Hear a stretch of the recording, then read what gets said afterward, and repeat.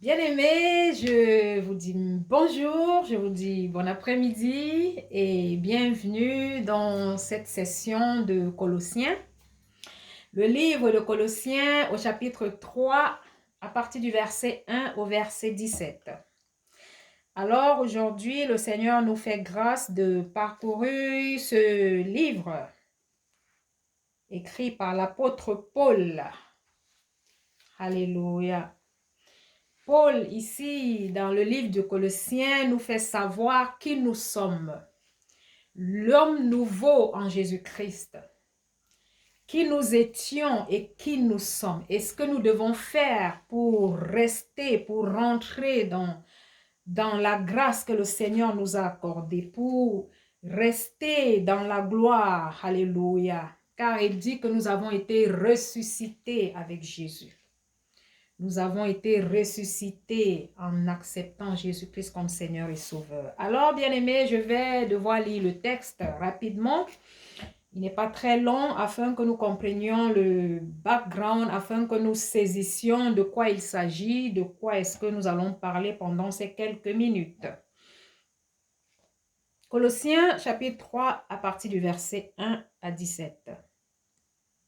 Si donc vous êtes réveillés avec le Christ, cherchez les choses d'en haut, où le Christ est assis à la droite de Dieu. Pensez à ce qui est en haut et non pas à ce qui est sur la terre. Car vous êtes morts et votre vie est cachée dans le Christ en Dieu. Quand le Christ, votre vie, se manifestera, alors vous aussi, vous vous manifesterez avec lui dans la gloire. Faites donc mourir ce qui n'est que terrestre. L'inconduite sexuelle, l'impureté, les passions, les mauvais désirs et l'avidité, qui est l'idolâtrie. C'est pour cela que la colère de Dieu vient sur les rebelles. C'est à cela que vous vous adonnez ou que vous vous adonniez autrefois lorsque vous viviez ainsi. Mais maintenant, vous aussi, rejetez tout cela. Colère, animosité, malfaisance, calomnie, paroles choquantes sortant de votre bouche. Ne vous mentez pas les uns aux autres.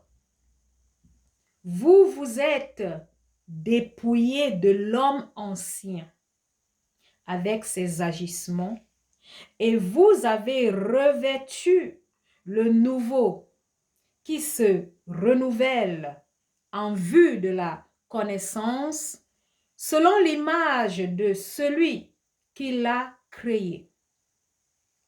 Il y a là ni grec, ni juif, ni circoncis, ni incirconcis, ni barbare, ni sainte, ni esclave, ni homme libre, mais le Christ est tout et en tous.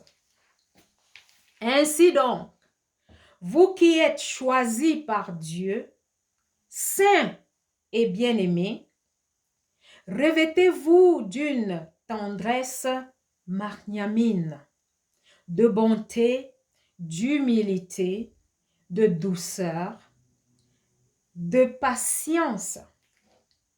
Supportez-vous les uns les autres et faites-vous grâce. Si quelqu'un a à se plaindre d'un autre, comme le Seigneur vous a fait grâce, vous aussi faites de même.